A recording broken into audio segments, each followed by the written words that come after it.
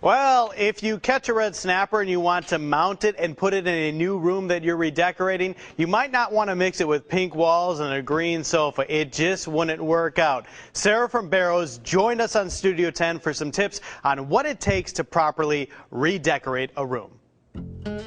Have that room in your house or having a brand new house and you have that space, you want to know what to do with it or how to redecorate it? We've got some great tips for you today, thanks to Sarah from Barrow's. What are we talking about today, Sarah? Well, you know, let's say we're taking on a big project and we're starting to redecorate, or we have a new house, like you said. It can get so overwhelming. There's so many different colors and elements, woods and things to think about, yeah. Well, today I would just like to share just some helpful tips to keep your thoughts, keep you focused, have everything organized. Sure.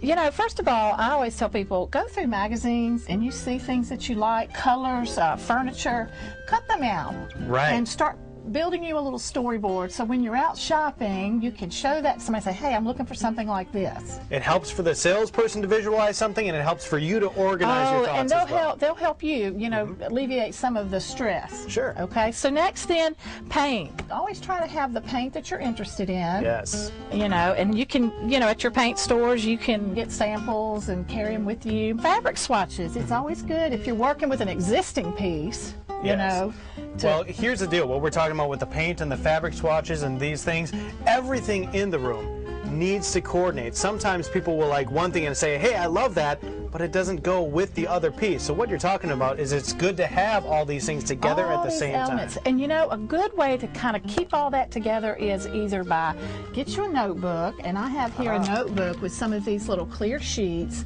and you can room A, room B, or you can just kind of build you a storyboard, and so you can have those things when you go shopping. If you don't want to worry with a notebook, just get you a folder, an envelope, just something to put these pieces in to hang on to. Another good thing to have is a notebook so that you can jot down notes, places you've been. Those are so important.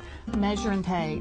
Yes. Get you a little measuring tape. Now, our people always have them on them, but, if you just don't want to bother anybody, it's just good to have one in your Well, that's a key element, too, because every room and the furniture you pick up should be determined by the room size. It is, and what people don't realize is when they're in the store and they see something, the size of it is so different because you're looking at a store with no walls. You're looking at it in a sea of furniture. And you get home, you're going, wow, it didn't look that big in the store. Yeah, wait a minute, we have no space left because this thing takes up the entire space. So that's important. And if possible, if you're working with an area that has some tough spots, it's good to have a little drawing of your space. Maybe a bay window or a corner spot where you want a piece. And so when you're out looking, you say, when you're talking to the salesperson, I've got this little spot I got to work. We can help, maneuver around that. Right. So a lot of pre-planning goes into making your room, reorganizing it, or just decorating for the first time come out just perfect. Bring all the elements you can,